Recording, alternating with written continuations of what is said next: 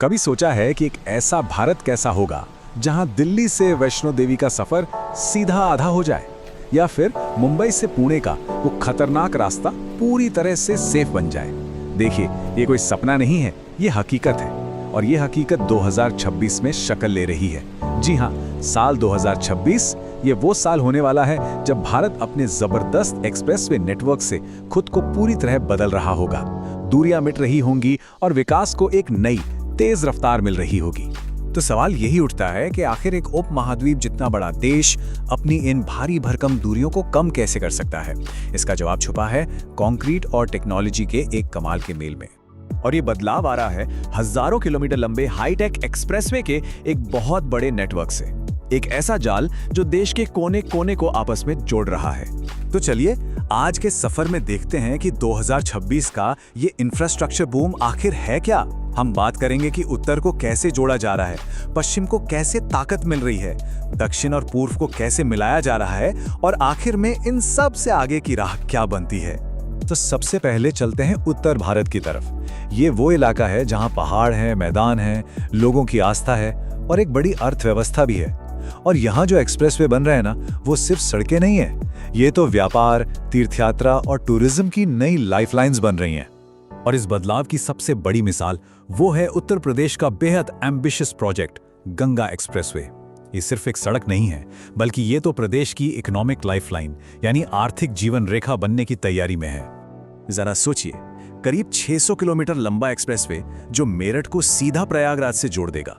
इसका सबसे बड़ा फायदा यह होगा कि पश्चिमी और पूर्वी यूपी के बीच की दूरी कई घंटे कम हो जाएगी। मतलब व्यापार और ट्रांसपोर्ट के लिए तो ये एक क्रांति जैसा है। और जानते हैं एक मजेदार बात, इसके बनने की रफ्तार ने तो कई वर्ल्ड रिकॉर्ड बना दिए हैं। इसमें एआई जैसी मॉडर्न टेक्नोलॉजी का भी इस्तेमाल हो रहा है। ये एक्सप्रेसवे यूपी के 12 जिलों को जोड़ रहा है, जिससे लाखों लोगों के लिए बिजनेस और ट्रैवल के नए नए रास्ते खुल जाएंगे। अच्छा, उत्तर भारत में ही थोड़ा और आगे बढ़ें तो एक और जबरदस्त एक्सप्रेसवे है। ये एक्सप्रेसवे आस्था और रणनीति दोनों के लिए बहुत जरूरी है। इसका नाम है दिल्ली अमृतसर कटरा एक्सप्रेसवे। और इसका असर वाकई जबरदस्त है। दिल्ली से वैष्णो देवी के बेस कैंप कटरा तक का जो सफर पहले 14 घंटे लेता था ना, वो अब घटकर सिर्फ 6 से 7 घंटे का रह जाएगा। सोचिए जरा। जी हाँ, ट्रैवल टाइम सीधा 50% कम। ये उन लाखों श्रद्धालुओं के लिए बहुत बहुत बड़ी राहत है जो हर साल मां वैष्णो देवी के दर्शन करने जाते हैं। लेकिन इसका फायदा सिर्फ तीर्थयात्रियों को ही नहीं है। दिल्ली से अमृतसर का सफर भी अब सिर्फ 4 घंटे का हो जाएगा।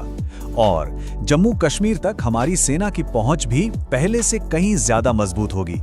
तो ये टूरिज्म और देश की सुरक्षा दोनों के लिए एक असली गेम चेंजर है। उत्तर भारत की हमारी लिस्ट में जो आखिरी प्रोजेक्ट है वो है दिल्ली देहरादून एक्सप्रेसवे। ये एक्सप्रेसवे दिल्ली वालों के लिए पहाड़ों में वीकेंड मनाना और भी आसान बना देगा। और इसकी सबसे खास बात यह है कि ये दिखाता है कि डेवलपमेंट और पर्यावरण दोनों साथ साथ चल सकते हैं। कैसे? क्योंकि इस एक्सप्रेसवे पर एशिया का सबसे लंबा वाइल्ड लाइफ कॉरिडोर बनाया गया है, ताकि जंगली जानवर बिना किसी खतरे के सड़क पार कर सकें। एक बार ये पूरा बन गया तो दिल्ली से देहरादून का सफर 2 घंटे से भी कम का हो जाएगा। मतलब सुबह निकलो, पहाड़ों में पूरा दिन बिताओ और शाम तक वापस घर। इसका एक सेक्शन तो पब्लिक के लिए खुल भी चुका है और उम्मीद है कि 2026 की शुरुआत तक ये पूरी तरह तैयार हो जाएगा। चलिए अब उत्तर से चलते हैं भारत के पश्चिमी हिस्से की ओर, जो कि देश का इंडस्ट्रियल पावर हाउस है।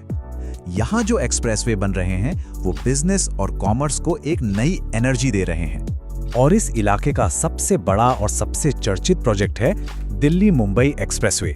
ये एक हाईटेक कॉरिडोर है जो देश की पॉलिटिकल कैपिटल यानी दिल्ली को उसकी फाइनेंशियल कैपिटल मुंबई से जोड़ रहा है। इसे भारत का सबसे हाईटेक एक्सप्रेसवे कहा जा रहा है। यहाँ एआई से चलने वाले रेस्टोरेंट से लेकर हर थोड़ी दूर पर इलेक्ट्रिक गाड़ियों के लिए चार्जिंग स्टेशन तक सब कुछ है। इसका ज्यादातर हिस्सा तो बन भी चुका है और चालू भी है। बस गुजरात में एक छोटा सा 87 किलोमीटर का हिस्सा बाकी है और उम्मीद है कि वो भी 2026 के आखिर तक पूरा हो जाएगा। पश्चिम में ही एक और बड़ा प्रोजेक्ट है जो रेगिस्तान को चीरता हुआ निकल रहा है। ये है अमृतसर जामनगर एक्सप्रेसवे। ये सीधे सीधे उत्तर भारत के अनाज के कटोरे यानी पंजाब को गुजरात के बंदरगाहों से जोड़ता है। और इसके बनने से जो फर्क पड़ेगा वो आप सोच भी नहीं सकते। पहले जो सफर 26 घंटे का था, अब वो सिर्फ 12 से 13 घंटे का रह जाएगा। मतलब माल ढुलाई और व्यापार की स्पीड कितनी ज्यादा बढ़ जाएगी। ये एक्सप्रेसवे एक नहीं, दो नहीं, बल्कि 4 राज्यों को जोड़ता है, पंजाब, हरियाणा, राजस्थान और गुजरात। इसका जो 650 किलोमीटर का हिस्सा राजस्थान से गुजरता है ना, उसे डेजर्ट एक्सप्रेसवे भी कहते हैं। और ये भी 2026 की शुरुआत तक पूरी तरह तैयार हो जाएगा। अब बात करते हैं गुजरात के एक ऐसे एक्सप्रेसवे की जो एक फ्यूचर सिटी को बनाने में मदद कर रहा है। ये है अहमदाबाद ढोलेरा एक्सप्रेसवे। ये ढोलेरा के नए स्पेशल इकोनॉमिक जोन के लिए एक बहुत ही जरूरी लिंक है। ये अहमदाबाद से ढोलेरा के सफर को घटाकर सिर्फ 45 मिनट का कर देगा, पर इसका असली काम है ढोलेरा के स्पेशल इन्वेस्टमेंट रीजन और वहां बन रहे नए इंटरनेशनल एयरपोर्ट को सीधा दिल्ली मुंबई एक्सप्रेसवे से जोड़ना। इससे ये पूरा इलाका इन्वेस्टमेंट के लिए एक हॉटस्पॉट बन जाएगा। पश्चिम भारत में हमारा आखिरी प्रोजेक्ट वाकई एक लाइफ सेवर है। ये है मुंबई पुणे एक्सप्रेसवे का मिसिंग लिंक। ये उस खतरनाक हिस्से को बाईपास करने के लिए बनाया जा रहा है जो बहुत मुश्किल था। ये प्रोजेक्ट लोनावाला खंडाला के उस घाट सेक्शन को बाईपास कर देगा जहां एक्सीडेंट्स का खतरा बहुत ज्यादा रहता है। इससे सफर न सिर्फ 20-25 मिनट तेज होगा, बल्कि पहले से कहीं ज्यादा सुरक्षित हो जाएगा। इसमें भारत की सबसे चौड़ी रोड टनल्स में से एक भी है और इसका 95% से ज्यादा काम तो पूरा भी हो चुका है। तो चलिए अब देश के दक्षिण और पूर्वी हिस्सों की तरफ चलते हैं। यहाँ भी नए प्रोजेक्ट्स इंडस्ट्री और रिसोर्सेज के लिए कनेक्टिविटी को एक नया आयाम दे रहे हैं। दक्षिण भारत की बात करें तो यहाँ के सबसे जरूरी परियोजनाओं में से एक है बेंगलुरु चेन्नई एक्सप्रेसवे। ये भारत की सिलिकॉन वैली यानी बेंगलुरु को एक बड़े इंडस्ट्रियल और पोर्ट शहर चेन्नई से जोड़ रहा है। ऑफिशियली इसका नाम है नेशनल एक्सप्रेसवे 7 या NE7। ये 258 किलोमीटर लंबा एक ग्रीनफील्ड एक्सप्रेसवे है। ग्रीनफील्ड का मतलब है कि इसे बिल्कुल एक नए रास्ते पर बनाया जा रहा है। ये कर्नाटक, आंध्र प्रदेश और तमिलनाडु इन 3 राज्यों से होकर गुजरेगा और इसका सीधा सीधा असर यहाँ की इकोनॉमी पे पड़ेगा। जाहिर है, जब 2 इतने बड़े बिजनेस हब्स के बीच सामान और लोग तेजी से आ जा सकेंगे तो इस पूरे रास्ते पर नई नई इंडस्ट्रीज और नए मौके पैदा होंगे। और अब आते हैं हमारी लिस्ट के आखिरी लेकिन एक बहुत ही जरूरी प्रोजेक्ट पर। यह है रायपुर विशाखापट्टनम इकोनॉमिक कॉरिडोर। ये एक स्ट्रेटेजिक कॉरिडोर है जो मिनरल से भरपूर सेंट्रल इंडिया को ईस्ट कोस्ट के एक बड़े पोर्ट से जोड़ता है। इसके आंकड़े ही इसकी कहानी बताने के लिए काफी हैं। लंबाई है 465 किलोमीटर। ये 3 राज्यों को जोड़ता है, छत्तीसगढ़, उड़ीसा और आंध्र प्रदेश। और ट्रैवल टाइम में कितनी बचत होगी? पूरे 7 घंटे। ये 16,000 करोड़ रुपए से भी ज्यादा का एक बहुत बड़ा प्रोजेक्ट है।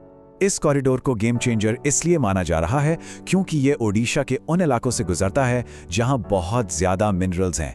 इससे देश के इन कीमती नेचुरल रिसोर्सेज को पोर्ट तक पहुंचाना बहुत बहुत आसान हो जाएगा और ये लोकल इकोनॉमी के लिए एक वरदान की तरह होगा। ये भी 2026 के आखिर तक खुलने के लिए तैयार है। तो ये था पूरे देश में बन रहे इन शानदार एक्सप्रेसवे का एक छोटा सा सफर।